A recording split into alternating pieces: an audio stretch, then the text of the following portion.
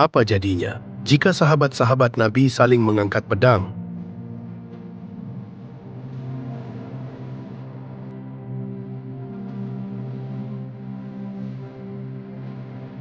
Apa jadinya jika menantu Rasulullah disebut pemberontak?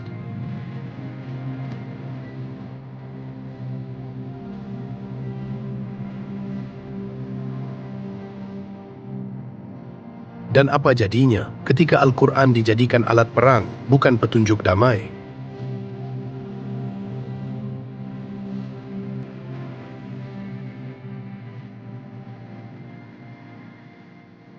Ini bukan kisah tentang musuh dari luar.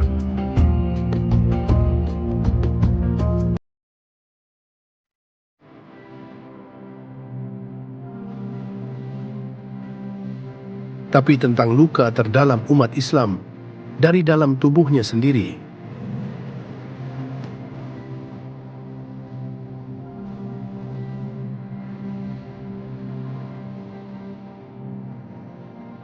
Inilah cerita saat umat Muhammad pecah.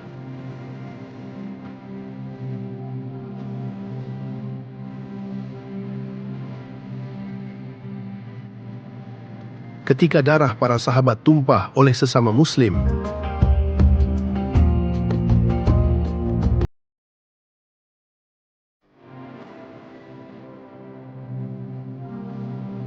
Inilah perang Siffin.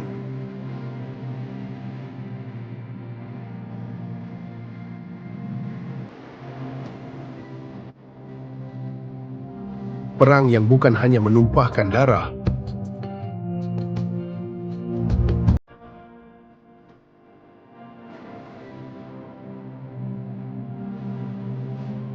tapi menorehkan luka sejarah yang tak pernah sembuh hingga hari ini.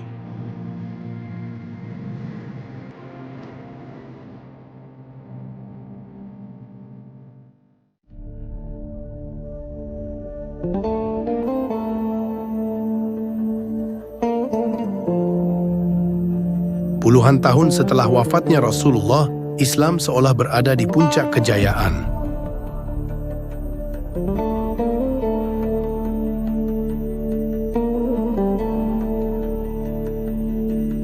Wilayahnya membentang dari Persia hingga Afrika Utara.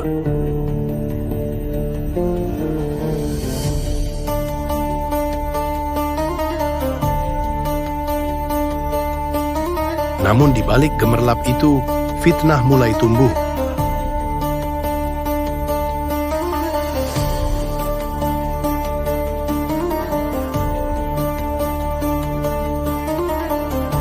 Khalifah Utsman bin Affan terbunuh di rumahnya sendiri oleh pemberontak.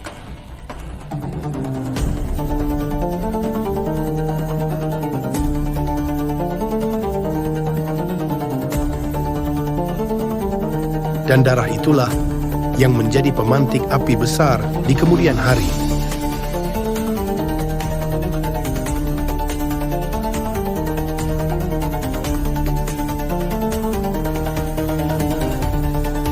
Ali bin Abi Thalib diangkat sebagai khalifah oleh mayoritas penduduk Madinah.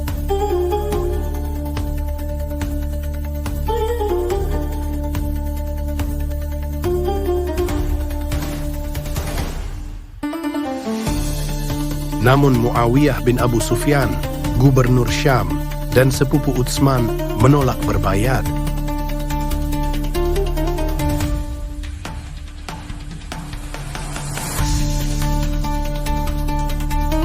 Alasannya satu, darah Utsman belum dibalas.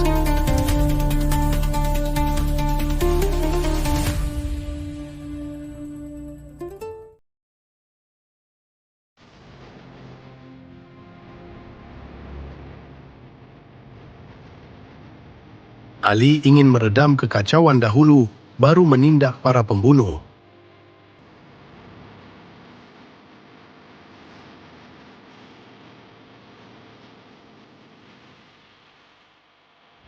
Muawiyah ingin keadilan ditegakkan segera, atau dia tak akan mengakui kekuasaan Ali.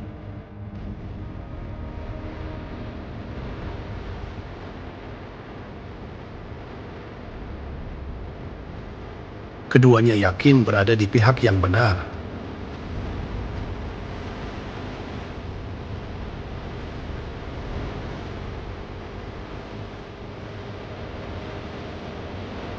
dua pemimpin Muslim.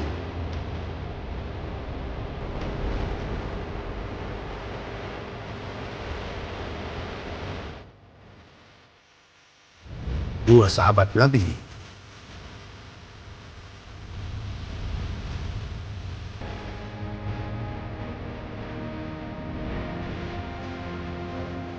Namun sekarang, mereka saling berhadapan.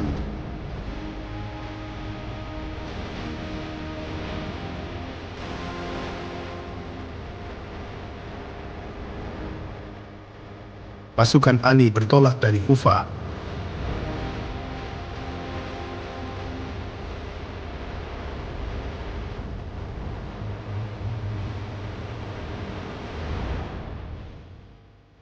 Pasukan Muawiyah dari Syam.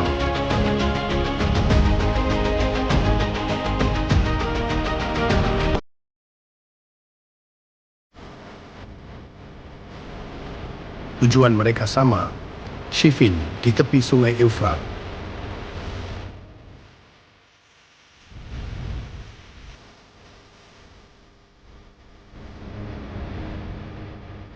Di tanah subur itulah darah mulai disemai.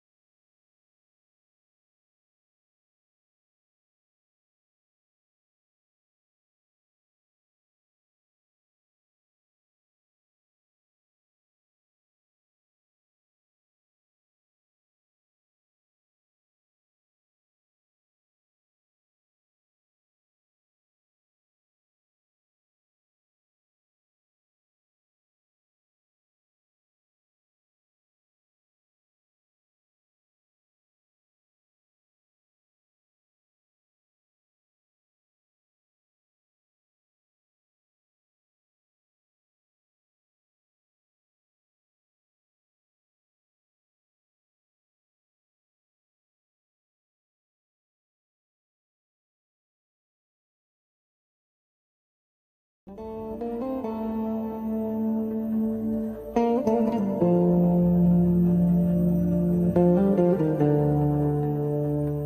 pasukan Syam terdesak, Amr bin Ash, penasihat Muawiyah, melakukan siasat cerdik.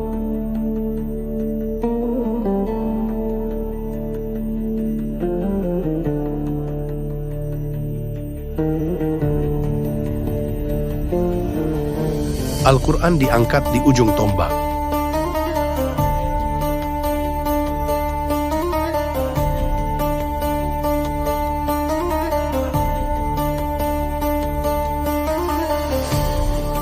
Seruan mereka menggema, "Biarlah kita berhukum pada kitabullah."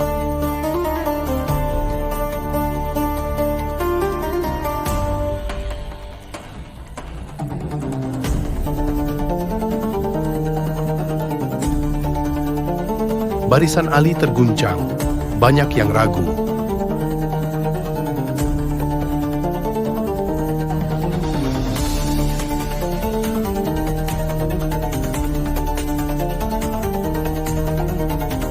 Bagaimana bisa kita melawan mereka yang mengangkat Al-Quran?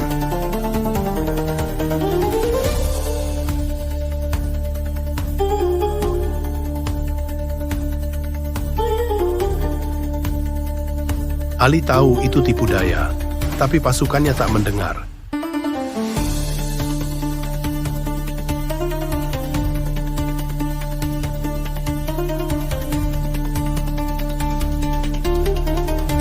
Desakan datang dari dalam. Akhirnya Ali terpaksa setuju. Arbitrase atau tahkim.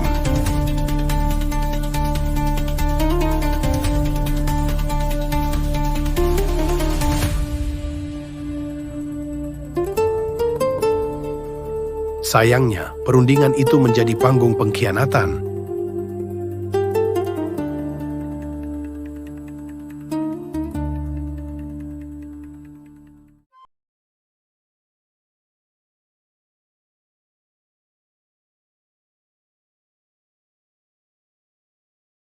Ali ingin mengirim Malik al-Ashtar atau Ibnu Abbas.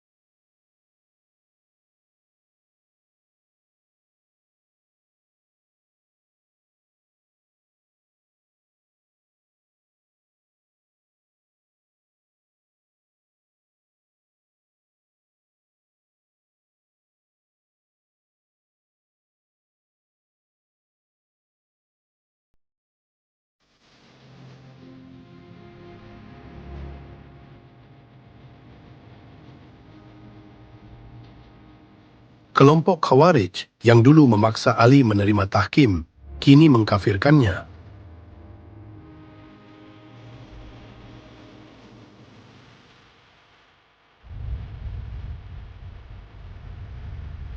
Mereka menganggap semua pihak sesat.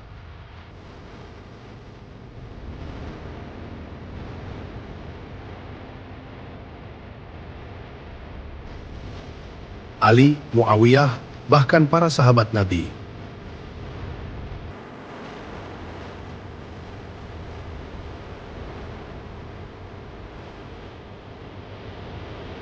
Ali mencoba berdialog, tapi mereka tetap keras kepala.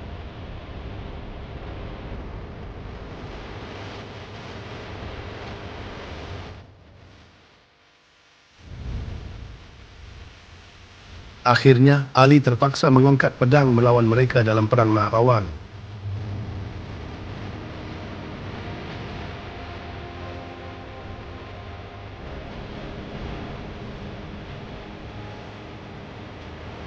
Khawarij kalah, tapi ideologinya tetap hidup.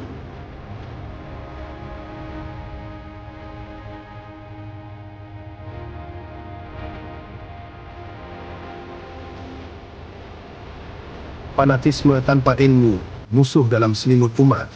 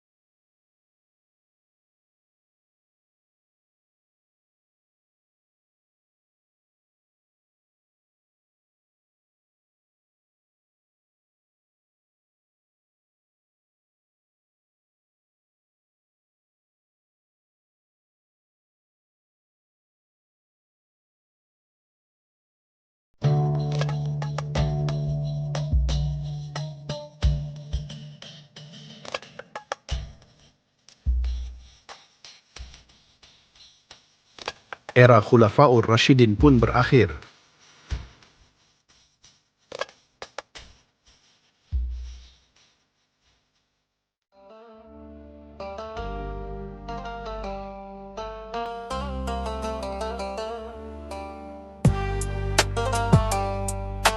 Hasan bin Ali demi menghindari perang menyerahkan kekhalifahan kepada Muawiyah.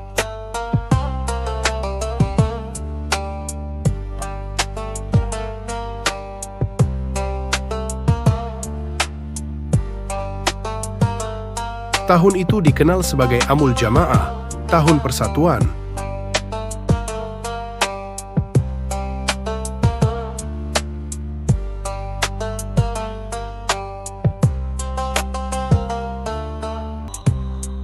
Namun bukan persatuan sejati.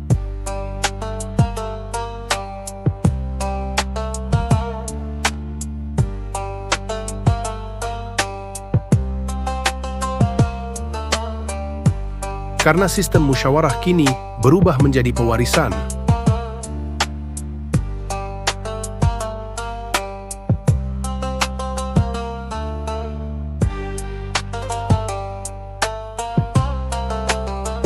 Muawiyah mengangkat putranya, Yazid, sebagai penerus.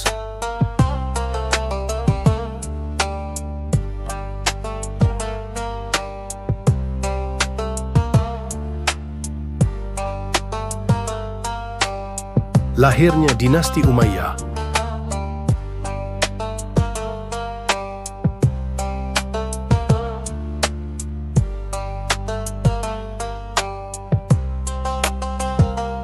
Lahir pula konflik panjang yang akhirnya bermuara di tragedi Karbala.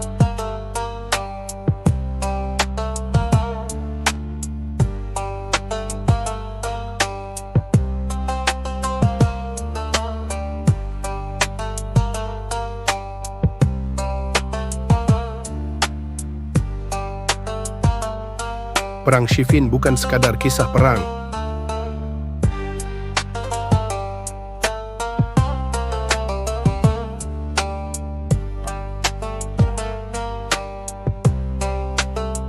Ia adalah fitnah pertama terbesar dalam sejarah Islam.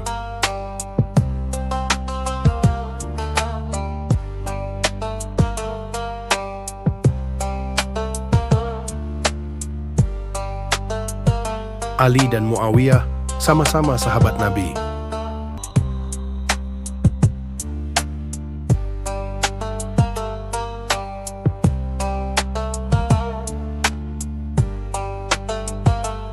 Sama-sama mencintai Islam.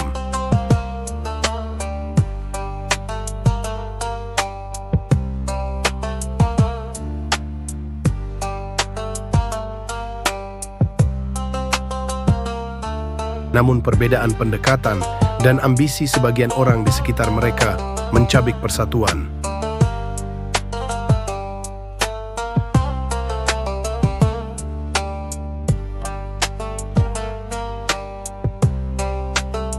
Dari kisah ini kita belajar satu hal.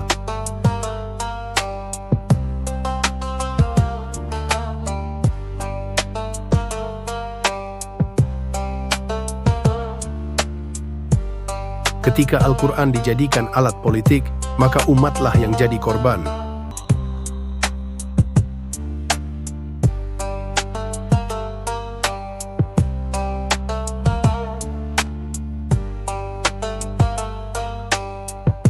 Dan sejarah ini bukan untuk saling menyalahkan.